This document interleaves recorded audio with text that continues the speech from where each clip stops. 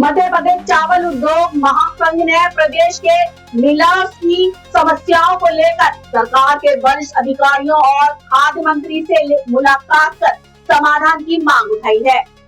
महासंघ के अध्यक्ष आशीष अग्रवाल ने बताया कि अतिरिक्त मुख्य सचिव के साथ हुई चर्चा में अधिकारियों ने सकारात्मक रूप अपनाते हुए समस्याओं के निराकरण का आश्वासन दिया है। इस संबंध में खाद्य मंत्री से भी बातचीत की गई, जहां से की समाधान को लेकर सकारात्मक संकेत मिले हैं। महासंघ द्वारा एक ज्ञापन भी सौंपा गया है, जिसमें मिलिंग नीति में संशोधन, अपग्रेडेशन, राशि जारी करने, भंडारण और मिलिंग से जुड़ी समस्याओं के शीघ्र समाधान सहित कई प्रमुख मांगे शामिल हैं।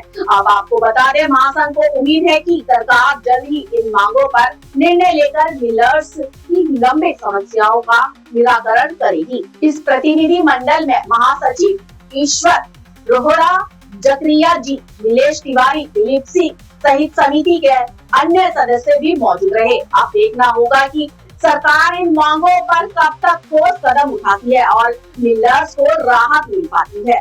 भोपाल से एमडी सरवर की खास रिपोर्ट।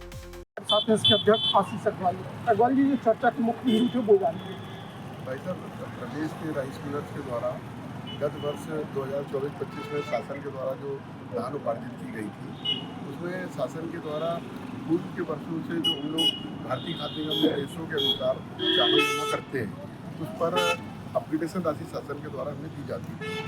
पिछले साल जो मिलिंग पॉलिसी जारी की गई थी, उसकी कंडिका 21 में ये लेट किया गया था शासन के द्वारा कि मिलिंग समाप्त हो जाने के पश्चात कैबिनेट से इसकी स्वीकृति लेकर और इसके अपग्रेडेशन राशि का भुगतान मिलर्स को किए जाने संबंधी आदेश जारी किए जाएंगे।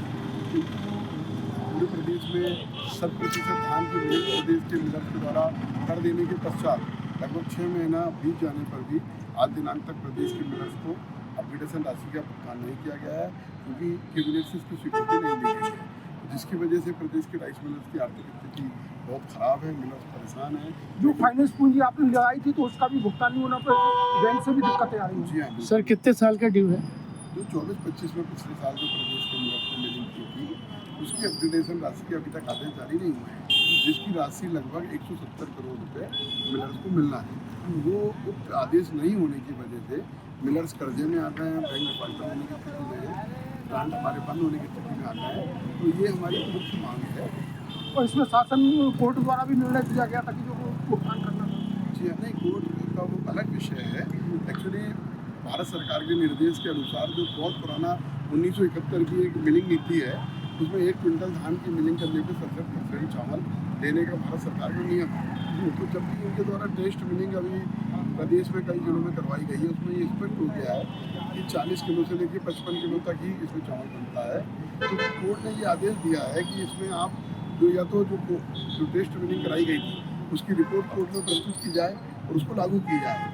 और जब तक आप इसकी रिपोर्ट प्रस्तुत नहीं कर रहे हैं, तब तक आप 55% ही मिलर को चावल दें। और एक और दिक्कत ये आएगी, क्योंकि अभी चूंकि गेहूं की खरीदी शुरू हुई है, तो बड़ी संख्या में खाद्यान्न में बड़ा अच्छा उत्पादन भी हुआ है, तो उनकी भी भंडारण में दिक्कत आएगी।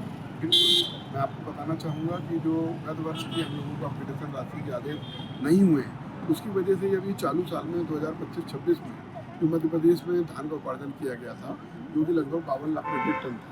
तो पिछले सालों में जब उपार्जन होता था, तो उसका 40% तो हमारे मिलर्स सीधे वेयर समितियों से उठाकर अपनी मिल में ले जा लेते थे और मिलिंग कर लेते थे, जिससे कि मध्य प्रदेश सरकार को 400 करोड़ रुपए की बचत भी होती थी। इस बार चूंकि इन्होंने 24-25 में हमसे काम करवा लिया, लेकिन अपग्रेडेशन के आदेश जारी नहीं किए, उसकी वजह से प्रदेश के किसी भी मिलर ने इनकी धान समितियों। सर, आज जो आपकी पीएस से मुलाकात हुई, क्या बोला गया? सचिव से चर्चा हुई है, उसमें क्या उनका सुझाव? बिल्कुल, उन्होंने हमको बोला है कि उनके द्वारा इस संबंध में माननीय मुख्यमंत्री जी से चर्चा की जा रही है।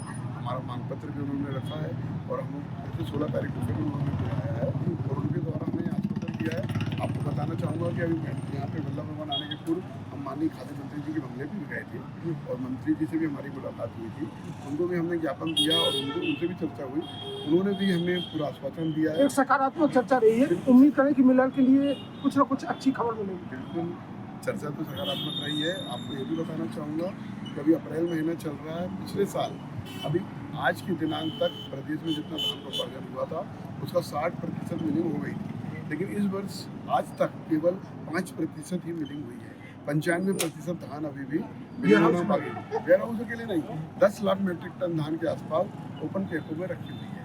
अभी 2 महीने बाद जब बारिश चालू होगी तो पूरा धान सड़ जाएगा, जिसमें लगभग शासन का हजारों करोड़ का नुकसान हो जाएगा। तो आपकी राशि का अगर भुगतान हो जाए तो वो भी फायदे में रहेंगे, आप लोगों को भी अच्छी सहूलियत मिल पाएगी। बिल्कुल, बहुत छोटी सी हमारी अप्रोचन राशि तो बारदाने का जो हमारी मांग है 200 करोड़ के आसपास पूरे प्रदेश के मिलर का हो रहा है। लेकिन अभी आपको बताना चाहूँगा कि धान उपार्जन में जो हम लोगों ने मिलिंग नुकसान होने की वजह से नहीं की है, उसमें 400 करोड़ का नुकसान हुआ। तो प्रति माह इनको जो ब्याज भंडारण शुल्क लग रहा है उसका 200 करोड़ रुपये प्रति माह इनको अलग से उम्मीद करें शासन शीघ्र ही कोई निर्णय ले ताकि सभी को इससे फायदा मिल सके। रहे हैं और हमारी मांग भी यही है। और मैं आपको बताना चाहूँगा कि अगर शासन इसमें त्वरित अगर कार्रवाई नहीं करेगा, निर्णय नहीं लेगा, शासन का नुकसान तो हो ही रहा है। साथ में शासन के पास अभी गेहूँ रखने के लिए गोदाम नहीं है, तो गेहूँ में इनको ओपन कैंपों में रखना पड़ेगा, जिससे धान के साथ साथ गेहूँ भी सड़ने का और प्रदेश की छवि भी है जो अर्थव्यवस्था को लेकर है वो भी खराब होगी। मुख्यमंत्री जी हमारे प्रदेश के अन्य राज्यों में, अन्य देशों में जाकर इन्वेस्टमेंट के लिए प्रेरित कर रहे हैं, बुला रहे हैं, इन्विटेशन दे रहे हैं, लेकिन दूसरी तरफ प्रदेश में उद्योग धंधे होने की स्थिति में तो शासन इसमें शीघ्र निर्णय ले ताकि सभी का फायदा हो सके। धन्यवाद।